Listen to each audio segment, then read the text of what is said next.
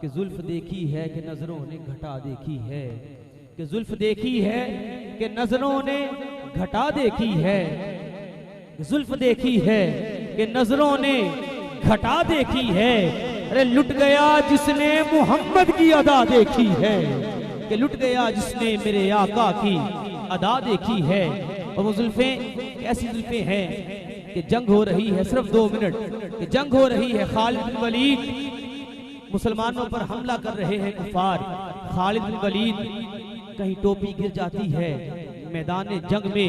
اپنی ٹوپی کو ڈھونڈ رہے ہیں، ارے پوچھنے والا پوچھتا ہے کہ مسلمانوں پر کافر حملہ کر رہے ہیں، خالد بن ولید آپ کو اپنی ٹوپی کی پڑی ہوئی ہے، قربان جائے خالد بن ولید کہتے ہیں، آپ فرماتے ہیں اے لوگوں سن لو، خالد بن ولید اگر ہر جنگ کو جیت لیتا ہے تو اس کے پیچھے خالد بن ولید کا کمال نہیں ہے، بلکہ میرے سر پہ جو ٹوپی ہے اس میں میرے آقا کے منہ مبارک سلے ہوئے ہیں، اس لیے میں ہر جنگ کو جیت لیا کرتا ہوں، جب تک مجھے وہ ٹوپی نہیں ملے گی میں جنگ کو جیت نہیں سکتا۔ ارے قربان جائے خالد بن ولید کو وہ ٹوپی مل جاتی ہے، سرکار کے منہ مبارک سر پہ رکھ لیتے ہیں، پھر جس صف میں چلے جاتے ہیں، ارے کافروں کے لشکر کو چیرتے ہوئے نکل جاتے ہیں، اور مسلمان پھر ایک دفعہ وہ جنگ جیت جاتے ہیں۔ ارے یہ کمال خالد بن ولید کی ٹوپی کا نہیں، بلکہ اس کے اندر میرے سرکار کے جو منہ مبارک سلے ہوئے ہیں، ارے ان کا کمال ہے۔ ارے اسی طرح جیسے آج ہم آقا کی محفل کو سجا رہے ہیں، مسجد نبوی کے صحن میں سرکار مدینہ کی محفل سجی ہے، ابو بکر صدیق اپنی صداقت لیے بیٹھے ہیں، عمر فاروق اپنی عدالت لیے بیٹھے ہیں، عثمان غنی اپنی سخاوت لیے بیٹھے ہیں، ارے مولا علی اپنی شجاعت لیے بیٹھے ہیں۔ قربان جائیں سرکار کہتے ہیں ممبر کو منگوایا جائے، سرکار نے ممبر کو منگوایا، اوپر اپنی کملی مبارک کو بچھایا، پھر حسان سے فرمایا حسان آج میں خود سامنے زمین پر بیٹھتا ہوں، میرے ممبر پر چڑھ جاؤ اور مجھ کو میری نعت سناؤ، میرا وجدان یہ کہتا ہے، میرا گمان یہ کہتا ہے۔ حسان بن ثابت کے ذہن میں خیال یہ آیا ہوگا آقا آپ نیچے میں اوپر، آپ آقا ہیں میں غلام ہوں۔ ارے قربان ہے سرکار نے فرمایا ہوگا حسان آج اگر تو ممبر رسالت پر چڑھ گیا ہے تو حسان کہ تیری ذات کا کمال نہیں بلکہ یہ محمد عربی کی نعت کا کمال ہے، کہ حسان اگر آج تو ممبر رسالت پر چڑھ گیا ہے تو حسان کہ تیری ذات کا کمال نہیں بلکہ محمد عربی کی نعت کا کمال ہے صلی اللہ علیہ وسلم۔ اور قربان جائے حسان بن ثابت نے سرکار مدینہ کو سرکار کی کیا نعت سنائی کہ سرکار سامنے بیٹھے ہیں، آپ فرماتے ہیں احسن من قلم ترکت عینی، پیارے آقا میری آنکھ نے آپ جیسا حسین دیکھا نہیں کوئی۔ پھر خیال یہ آیا اگر کسی نے کہہ دیا حسان تو کون سا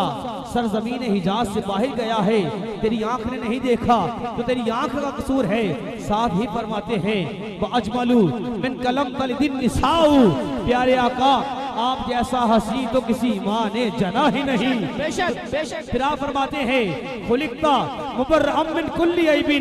آج نبی میں عیب تلاش کرنے والوں ارے سن لو، جو نعت میرے آقا سامنے بیٹھ کر سن رہے ہیں وہ حسان نے پڑھی ہے۔ حسان کہتے ہیں خلقتا مبرئم من کل عیب، پیارے آقا اللہ کریم نے آپ کو ہر عیب سے پاک پیدا فرمایا ہے، کأنک قد خلقتا کما تشاء، پیارے آقا اللہ کریم نے آپ کو ہر عیب سے پاک پیدا فرمایا، اور اللہ کریم نے آپ کو آپ سے پوچھ کے پیدا فرمایا ہے۔ ارے قربان جائے میرے سرکار یہ نعت کو سننے کے بعد اللہ کی بارگاہ میں ہاتھوں کو اٹھاتے ہیں اور حسان کے بارے میں دعا کرتے ہیں۔ آپ پیارے پیارے ہاتھ اٹھا کر کہتے ہیں اللہم ایدہ بروح القدس، پیارے اللہ آج حسان میری نعت سنا رہا ہے، اللہم ایدہ بروح القدس، اے اللہ تو جبریل امین کے ذریعے آج حسان کی مدد فرما، اے اللہ تو جبریل امین کے ذریعے آج حسان کی مدد فرما کہ یہ میری نعت کو اچھے طریقے سے کہہ سکے۔ ارے آج نبی کی ذات میں عیب تلاش کرنے والوں ارے وہ نعت ہے جو سرکار نے سامنے بیٹھ کر سنی ہے اور اپنے غلام حسان بن ثابت کو داد بھی دی ہے، بلکہ ایک روایت میں تو یہاں تک آتا ہے میرے آقا گھٹنوں کے بل کھڑے ہو کر حسان کو داد دیا کرتے تھے۔ ارے میرے آقا کتنے عظیم ہیں، کتنے کریم ہیں، کتنے لجپال آقا ہیں۔ اسی لیے شاعر بڑی پیاری ربائی لکھتا ہے، شاعر کہتا ہے جگنو کبھی چمکنے سے قندیل نہیں ہوتے، اور ہر در پر کھڑے آ کر یوں جبریل نہیں ہوتے، کیونکہ شاہوں کے ساتھ اکثر وزراء بھی بدل جاتے ہیں، پر محبوب کبھی ناصر تبدیل نہیں ہوتے۔ کہ شاہوں کے ساتھ اکثر وزراء بھی بدل جاتے ہیں، پر محبوب کبھی ناصر تبدیل نہیں ہوتے، کیونکہ اللہ کی ہر چیز ہے دلدار کی خاطر، ہر چیز کو تخلیق کیا بس اپنے یار کی خاطر۔ ہر بات سے تنقید کے پہلو نہ نکالو، کہ محبوب تو ہوتے ہیں فقط پیار کی خاطر۔ کہ ہر بات سے تنقید کے پہلو نہ نکالو، کہ محبوب تو ہوتے ہیں فقط پیار کی خاطر۔ نہیں آقا چاند جیسے ہنسی نہیں، بلکہ چاند کو حسن کی جو خیرات ملی ہے میرے آقا کے حسن کے صدقے ملی ہے۔ اکثر آج ہم نے سنا ہے آقا چاند جیسی ہنسی ہے، ایسی بات نہیں۔ کائنات کا جتنا بھی حسن ہے حسن یوسف بھی میرے آقا کے صدقے ہے، چاند کو بھی حسن ملا، آقا کے حسن کے صدقے ملا ہے۔ اسی لیے شاعر نے ایک شعر کہہ دیا کہ ان کو چاند سے تشبیہ دینا یہ کہاں کا انصاف ہے۔ دو مصرے ایک شعر کہ میرے آقا کو چاند سے تشبیہ دینا یہ کہاں کا انصاف ہے۔ ارے آقا کو چاند سے تشبیہ دینا، ایک مصرع رہ گیا، آقا کو چاند سے تشبیہ دینا یہ کہاں کا انصاف ہے۔ ارے اس کے چہرے پر داغ ہے تو آقا کا چہرہ صاف ہے۔ کہ آقا کو چاند سے تشبیہ دینا یہ کہاں کا انصاف ہے، اس کے چہرے پر داغ ہے تو میرے آقا کا چہرہ صاف ہے۔ سامنے محترم اسی